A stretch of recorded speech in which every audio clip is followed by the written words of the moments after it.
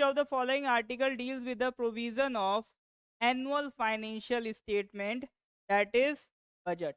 कौन सा article budget की बात करता है, बताइए सर। देखो 3 आर्टिकल मैं बैक टू बैक बताता हूँ, कॉन्स्टिट्यूशन जब पढ़ाता हूँ तो आर्टिकल 108 है, एक आर्टिकल 110 है और एक आर्टिकल 112 है। तो अब इन 3 में से ही बता दो। अच्छा ये 3 है ही ऑप्शन में, तो इनमें से ही एक है करेक्ट आंसर, ठीक है। बताइए sir, which article deals with the annual financial statement in the constitution of India? 108, 112 या 110? बताइए सर। तो ध्यान रखेंगे सर, कॉन्स्टिट्यूशन में है आर्टिकल 112 जो बात करता है एनुअल फाइनेंशियल स्टेटमेंट। देखो कॉन्स्टिट्यूशन में कहीं भी बजट वर्ड यूज नहीं हुआ है। कॉन्स्टिट्यूशन में कौन सा वर्ड यूज होता है? एनुअल फाइनेंशियल स्टेटमेंट, ठीक है।